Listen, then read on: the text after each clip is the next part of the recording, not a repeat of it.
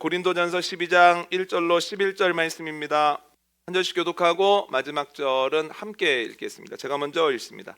형제들아, 신령한 것에 대하여 나는 너희가 알지 못하기를 원하지 아니하노니 너희도 알거니와 너희가 이방 있을 때에 말 못하는 우상에게로 끄는 그대로 끌려갔느니라. 그러므로 내가 너희에게 알리노니 하나님의 영으로 말하는 자는 누구든지 예수를 저주할 자라 하지 아니하고 또 성령으로 아니하고는 누구든지 예수를 주시라 할 수 없느니라. 은사는 여러 가지나 성령은 같고 직분은 여러 가지나 주는 같으며 사역은 여러 가지나 모든 것을 모든 사람 가운데서 이루시는 하나님은 같으니 각 사람에게 성령을 나타내심은 유익하게 하려 하심이라. 어떤 사람에게는 성령으로 말미암아 지혜의 말씀을, 어떤 사람에게는 같은 성령을 따라 지식의 말씀을, 다른 사람에게는 같은 성령으로 믿음을, 어떤 사람에게는 한 성령으로 병 고치는 은사를, 어떤 사람에게는 능력 행함을, 어떤 사람에게는 예언함을, 어떤 사람에게는 영들 분별함을, 다른 사람에게는 각종 방언 말함을, 어떤 사람에게는 방언들 통역함을 주시나니. 함께 하겠습니다. 이 모든 일은 같은 한 성령이 행하사 그의 뜻대로 각 사람에게 나누어 주시는 것이니라. 아멘. 고린도 교회는 성령의 은사가 풍성했습니다. 성령의 은사는 좋은 겁니다. 그런데 성령의 은사가 고린도 교회에 유익이 되지 아니하고 오히려 고린도 교회에 어려움을 줬다는 거예요. 이에 대한 이야기를 듣고 바울이 두 가지 이야기를 하는데, 첫 번째는 무지하면 안 된다, 이렇게 이야기를 합니다. 여러분, 건강한 것이 좋은 것입니까? 좋지 않은 것입니까? 그렇죠, 좋은 것입니다. 그래서 건강을 위해서 우리가 많이 노력합니다. 그런데 여러분 알고 계십니까? 건강하지 않았다면 짓지 않았을 죄도 건강하기 때문에 짓는 경우가 적지 않다는 거예요. 왜냐하면 우리가 죄인이기 때문입니다. 그럼에도 건강이 좋은 것이라고 하는 것에 대해서는 전혀 의심하지 않습니다. 그래서 건강하기 위해서 노력하죠.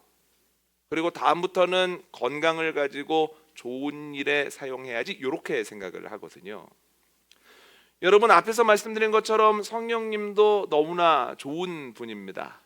그런데 때때로 우리가 죄인이기 때문에 성령의 선물을 우리가 잘 사용하지 못해서 그것이 개인의 심령에 그리고 공동체에 어려움을 주는 경우도 있다는 거예요. 그런데 성령님을 잘못 사용해서 어려운 문제가 심령에 그리고 공동체에 생길 때 건강과는 다르게 성령님의 좋으심에 대해서 의심을 할 때가 있다는 거예요. 좋기는 하지만 위험한 면이 너무 많은 거 아니야? 성령 충만하면 이상한 거 보고 또 이상한 말을 하게 되는 것 아니야? 그러면 딱 여기까지만 하자. 말씀 듣고 또한 의지적으로 노력하고 난 주님의 성품을 가지고 살아가는 것까지만 하자. 뭐 이렇게 하는 경우가 있거든요. 그러니까 똑같이 좋은 것이라고 고백하면서도 건강에 대한 태도와 성령님에 대한 태도가 다르다는 거예요. 이에 대해서 바울이 뭐라고 얘기를 하는가? 오늘 보면 1절 한번 읽어볼까요? 화면을 보시고 1절 읽습니다. 시작. 형제들아, 신령한 것에 대하여 나는 너희가 알지 못하기를 원하지 아니하노니. 아멘. 바울은 성령에 대해서 무지하면 안 되고 또한 성령에 대해서 무관심해서도 안 된다라고 이야기를 합니다. 여러분, 그 이유가 무엇일까요? 지난주 분이엘 기도회 때 말씀 기억나십니까? 예수님께서 승천하시기 직전에 제자들에게 말씀하시죠. 너희에게 성령이 임하시면 너희가 권능을 받아서 너희가 예루살렘과 유대와 사마리아와 땅끝까지 이르러 내 증인이 될 것이다. 그런데 여러분 한번 생각해 보십시오. 예수님께서 승천하시기 직전에 기차를 기다리는 것처럼 시간을 가만히 기다리고 있다가 갑자기 그 말씀하시고 싹 승천하셨을까요? 아니면 여러 가지 이야기들을 하시다가 자연스럽게 승천하셨을까요? 여러 가지 이야기들을 하다가 승천하셨겠죠. 그런데 사도행전의 기자는 여러 가지 이야기들 중에 성령이 임했을 때 나타나게 되는 현상에 대해서만 기록을 하고 있다는 거예요. 그만큼 중요한 말씀이라는 겁니다. 남아있는 제자들이 꼭 붙잡아야 되는 말씀이라는 거예요. 성령을 받으면 권능이 임한다는 거예요. 그런데 권능이라는 단어가 뭐였죠? 두나미스라는 단어죠. 다이너마이트와 같은 어원을 가지고 있죠. 폭발력이라고 하는 뜻을 가지고 있습니다.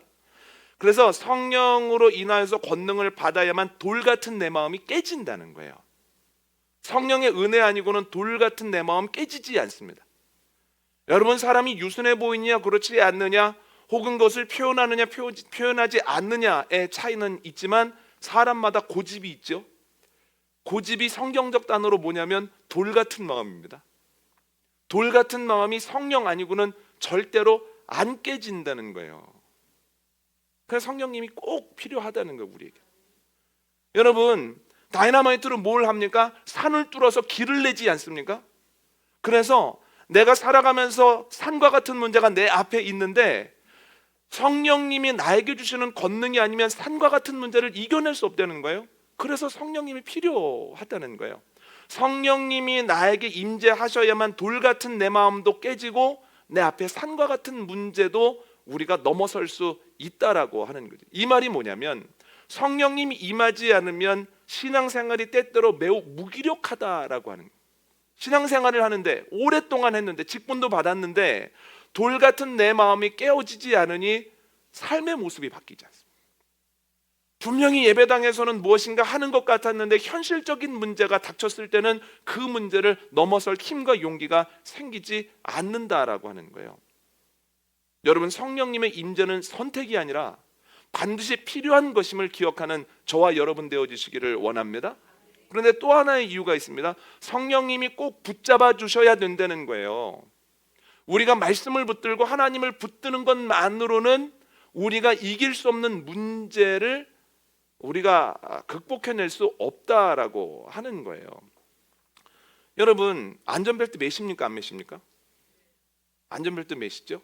범칙금 때문에 매십니까? 아니면 만일의 사태를 위해서 매십니까?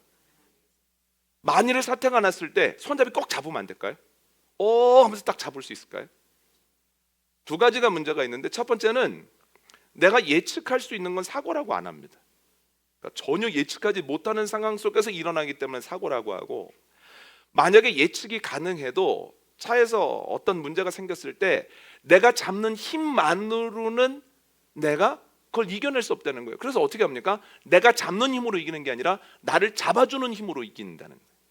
여러분, 신앙생활도 똑같습니다. 저희가 자꾸 신앙생활을 잡는 것에만 강조점을 두는데, 여러분, 내 인격으로, 내 성실함으로, 또한 내 인내로 주님의 말씀을 붙잡는 것이 분명히 중요한 일입니다만, 때때로 살아가다 보면 이것만 가지고는 이길 수 없는 문제들이 우리에게 늘 있다는 거예요. 전혀 생각하지 못했던 시점에 전혀 생각하지 못했던 정도의 어려움을 만나게 되어지면 내 성품, 내 의지, 내 노력만 가지고는 못 이깁니다. 그럼 그때는 뭘로 이길 수 있습니까? 주님께서 나를 붙잡아 주셔야 된다는 거예요. 여러분, 내가 이길 수 없는 문제가 무엇인가? 대부분 부모님들은 자녀입니다. 자녀들의 문제, 손주들의 문제, 시간이 가면서 건강의 문제, 노화의 문제, 이런 것들은 내 의지만 가지고는 못 이긴다는 거예요. 그랬을 때 주님께서 성령님을 통해서 우리를 붙잡아 주시고 우리에게 약속하시고 우리에게 용기를 주셔야만 이제는 끝났구나 싶은 순간에 중간 결산하지 아니하고 그걸 넘어갈 수 있다는 거예요. 중간 결산이 아니라 기도하게 되어질 때 결국은 그 문제가 간증이 되어진다는 거예요. 여러분, 주님을 붙잡으려고 하는 그 노력 위에 성령님의 붙잡아 주심이 넘치게 되어지기를 원합니다.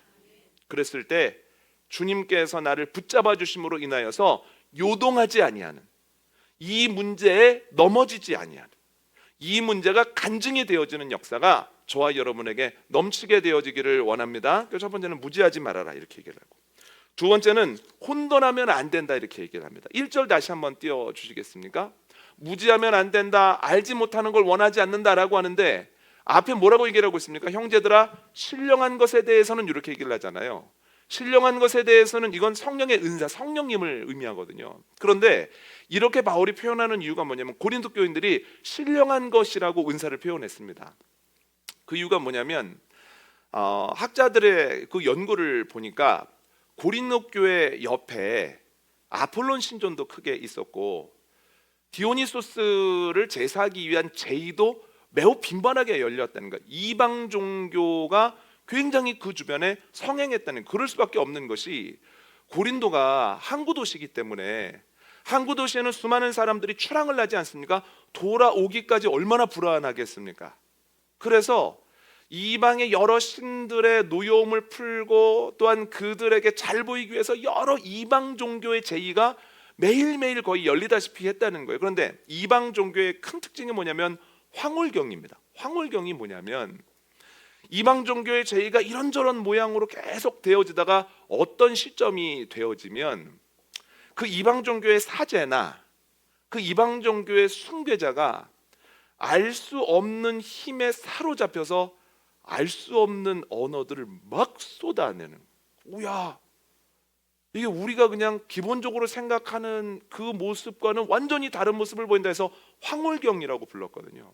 그런데 바울에게 복음을 받아서 고린도 교회에 성령이 임재했을 때 때때로 황홀경과 같은 현상도 일어나더라는 거예요. 그게 뭐냐면 특별히 예언과 방언이 그랬습니다. 그 중에서도 방언이 그랬습니다. 왜냐하면 본인이 알지 못하는 이야기를 하고 또 그것을 듣는 사람도 그것이 무엇인지를 알지 못하지 않습니까? 그래서 그냥 성령의 은사를 그래 우리가 신령한 것 이렇게 불렀다는 거예요. 그런데 바울이 그렇게 해서는 안 된다는 거예요. 신령한 것과 주님께서 주시는 성령의 은사는 반드시 구분해야 된다는 거예요. 오늘 보면 2절로 3절 한번 읽어볼까요? 화면을 보시고 함께 읽습니다. 시작. 너희도 알거니와 너희가 이방인으로 있을 때에 말 못하는 우상에게로 끄는 그대로 끌려갔느니라. 그러므로 내가 너희에게 알리노니 하나님의 영으로 말하는 자는 누구든지 예수를 저주할 자라 하지 아니하고 또 성령으로 아니하고는 누구든지 예수를 주시라 할 수 없느니라. 아멘. 바울이 이방 종교의 황홀경을 뭐라고 얘기하냐면 끌려감이라고 표현하거든요. 끌려감이라는 표현을 왜 쓰냐면 자신의 의지와 상관없는 말, 자신이 알아들을 수 없는 말을 계속해서 무엇인가에 잡혀서 하거든요. 그래서 그 황홀경을 끌려가는 것 이렇게 얘기를 합니다. 그런데 성령님의 은사가 주어졌을 때 나타나는 현상은 끌려감이 아니라 이로 인한 열매가 있고 이로 인한 의지적인 행동이 있다는 거예요. 열매가 뭐냐면 예수님을 주라고 고백하는 겁니다. 그러니까 저희가 방금 읽은 구절에서 뭐라고 얘기를 하냐면 성령님이 아니고는 예수님을 주님이라고 주인이라고 고백할 수 없다 이렇게 얘기를 하거든요. 그러니까 분명히 성령님을 받았을 때는 신비적인 현상이 눈에 띄는 것 같지만 그러나 그 뒤에 오는 예수님을 구주로 고백하는, 그러니까 다시 말하면 예수님이 십자가에서 돌아가시고 3일 만에 부활하셨다고 하는 것과 우리도 부활의 첫 열매를 따라서 부활하게 될 것이라고 하는 사실이 성령님으로 인해서 믿어진다는 거예요. 여러분, 믿어지는 것도 은혜입니다. 믿어지지 않는다라고 하는 것이 어찌 보면 이성적으로 정상이에요. 여러분, 죽었던 사람이 살아난다? 믿어지기가 쉽지 않습니다. 우리도 그렇게 될 거다 믿어지기가 쉽지 않습니다만 그것이 믿어지는 것, 그래서 예수님을 주인으로 고백하는 것, 이것이 성령님의 은혜다, 이 열매다 이렇게 얘기합니다.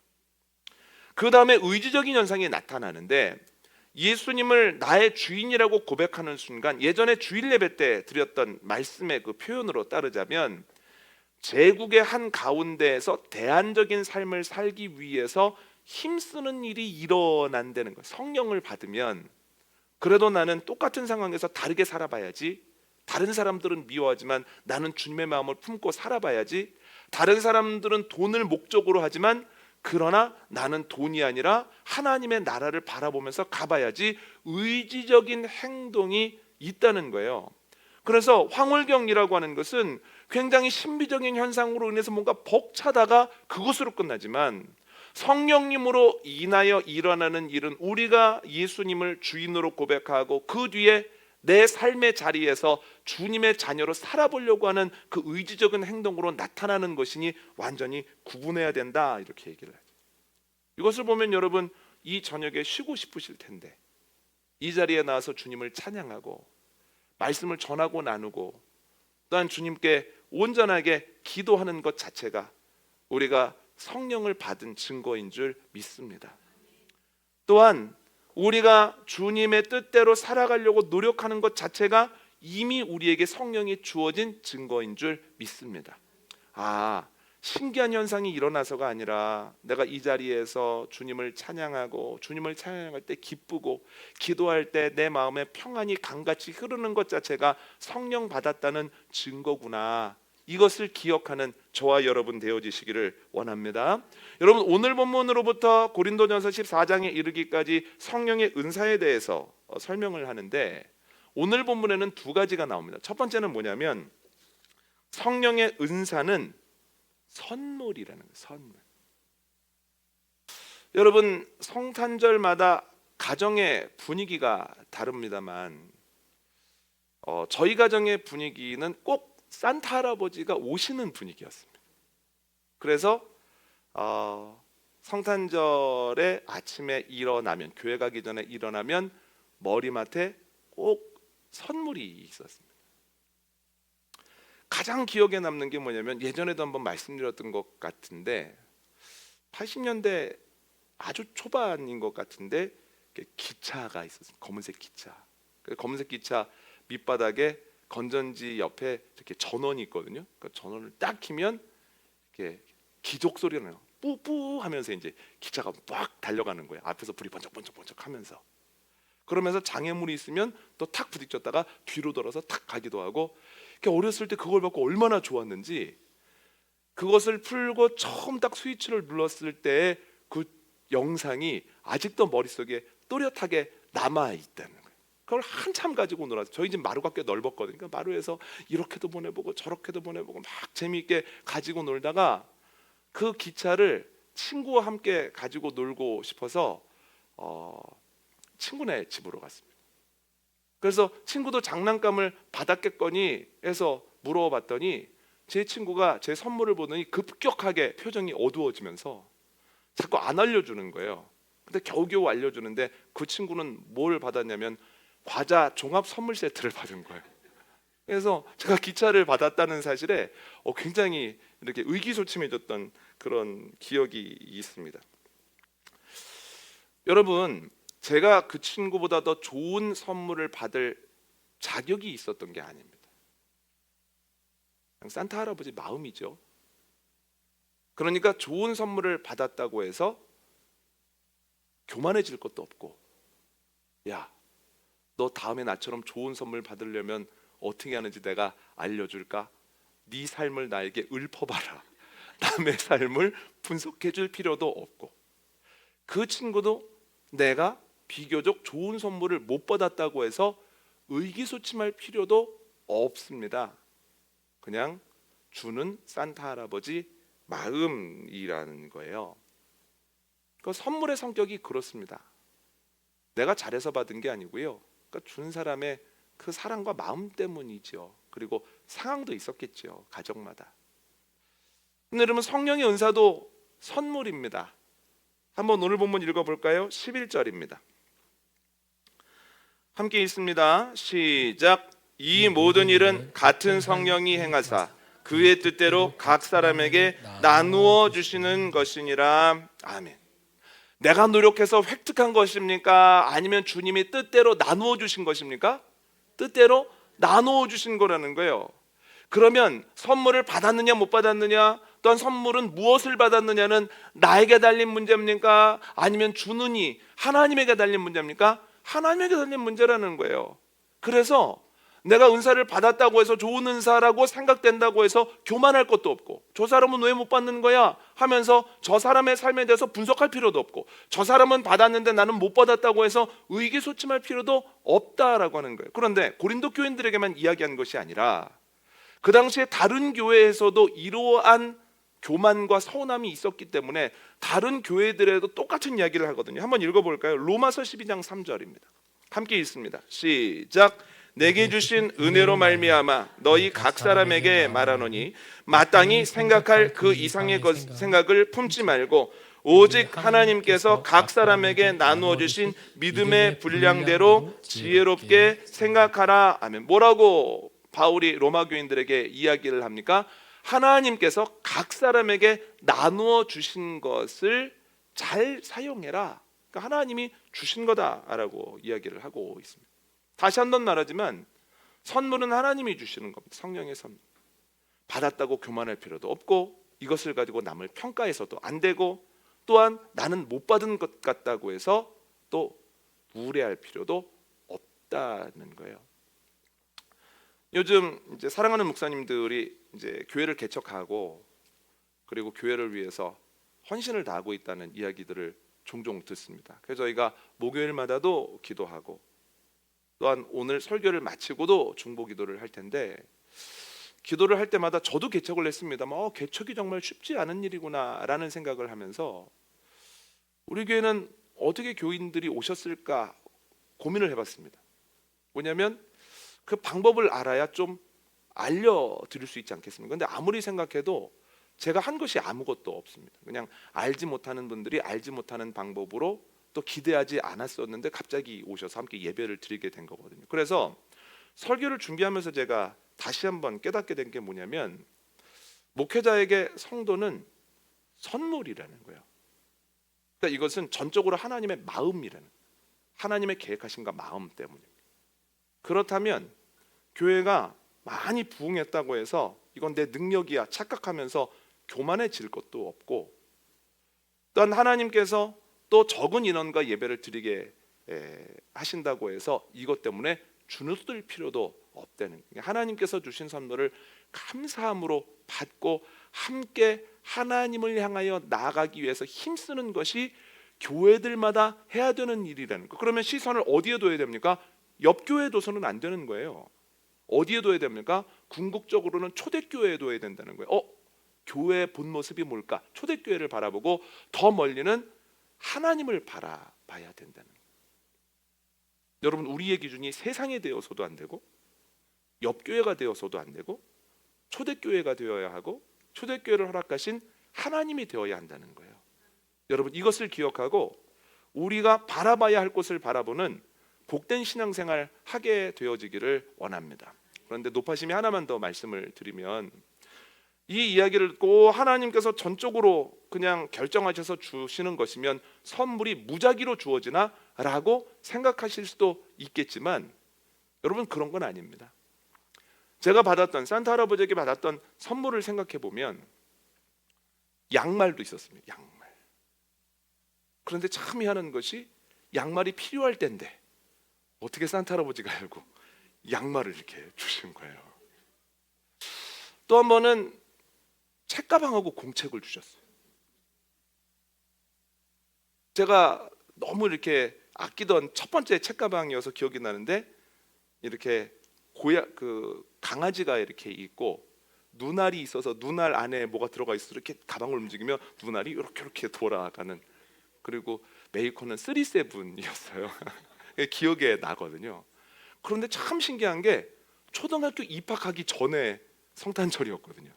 초등학교에 입학하는 걸 어떻게 알고 책가방하고 공책하고 연필하고 이렇게 주신 거예요. 필요에 따라 주시죠. 필요에 따라. 그런데 성령의 은사는 필요에 따라서도 주시지만, 성령의 은사라고 하는 것은 그릇과 같아서 담을 만한 상태여야 주십니다. 그러니까 성령의 은사는 거룩함, 성결함과 아주 밀접한 관련이 있습니다. 그러니까 주님께서 주시려고 준비를 하고 있는데 그 마음의 그릇에 거룩함이나 성결함이 없으면, 여러분, 이건 상식 아닙니까?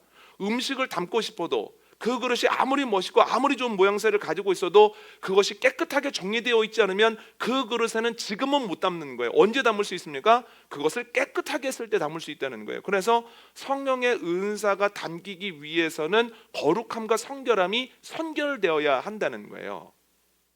교회도 마찬가지입니다.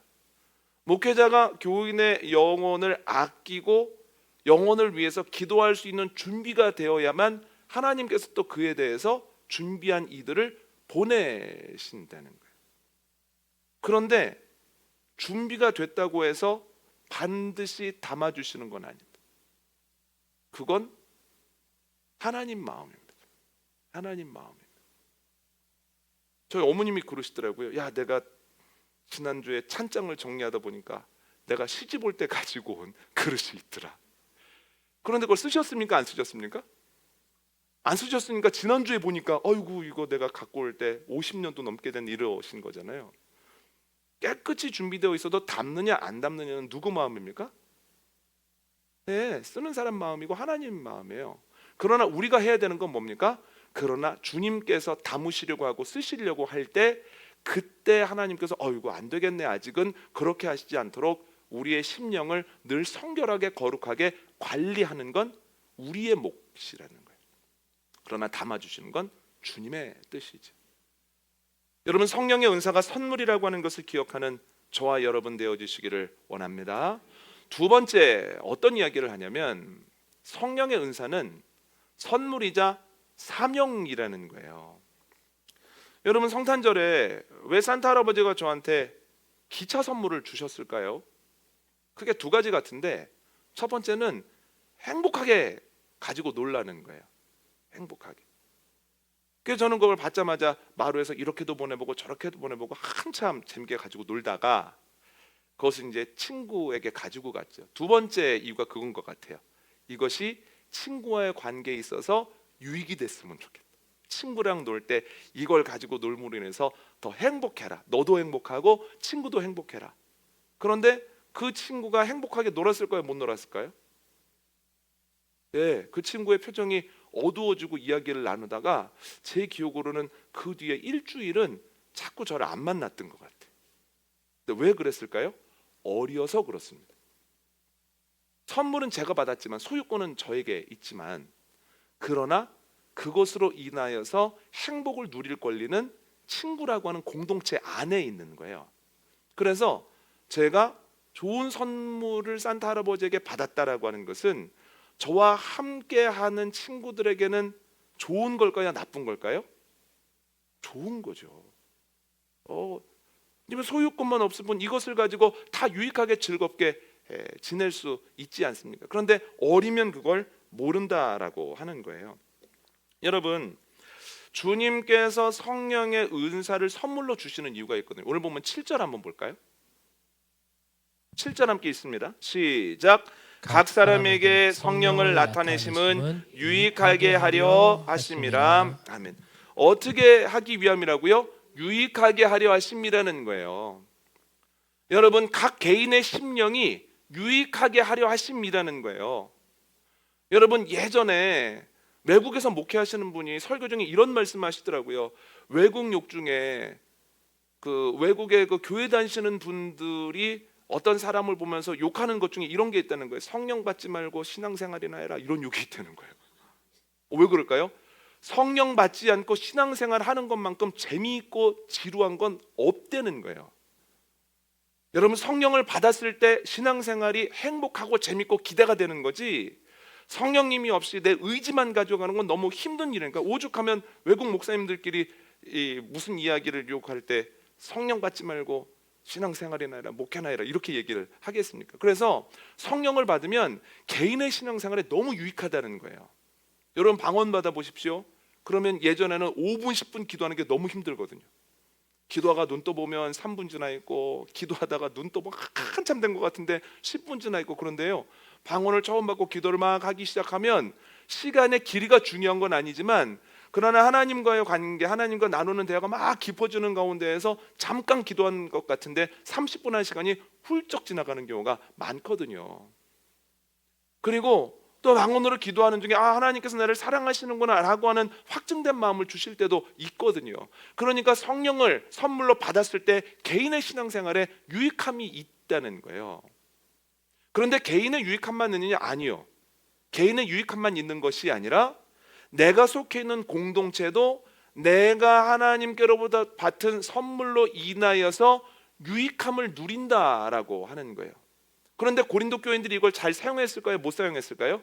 못 사용했죠. 그러니까 바울이 그들에게 편지를 썼다는 거예요. 어떤 식이냐면, 제가 앞에도 말씀드린 것처럼 고린도 교회 교인들이 가장 받고 싶은 은사로 생각했던 게 방언입니다. 그 다음에 예언입니다. 왜냐하면 신기하잖아요. 사람들은 신기할 때 몰리거든요. 제가 성령을 받았더니 주님이 나의 주인으로 고백이 됩니다. 예수님이. 제가 성령을 받았더니 신앙생활하는 게 너무 재밌습니다.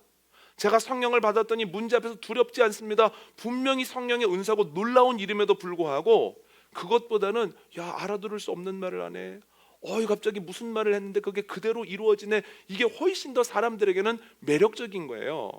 그런데 여러분, 방언을 받은 사람들이 방언을 받았다는 사실을 너무 자랑하고 싶은 거예요. 그러니까 이게 뭐냐면 성령을 선물로 받았다고 생각하는 게 아니라 성령을 내가 열심히 기도해서 획득했다고 착각을 하는 거거든요.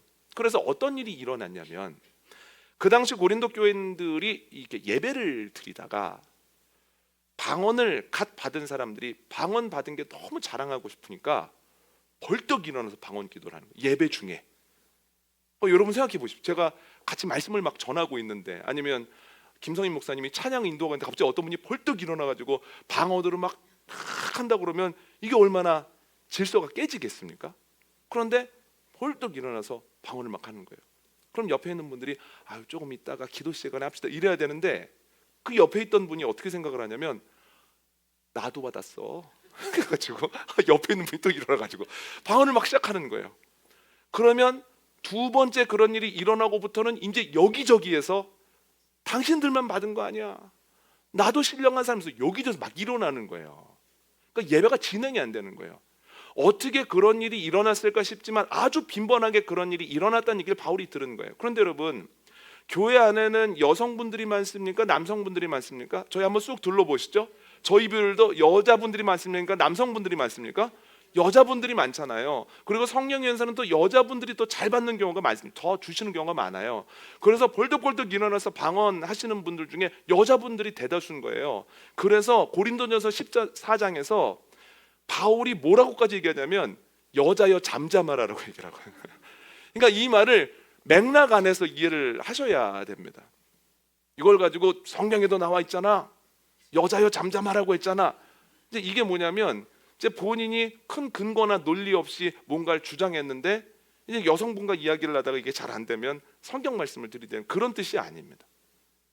이게 뭐냐면 계속해서 그런 방식으로 인해서 예배가 계속해서 흐름이 깨졌기 때문이거든요.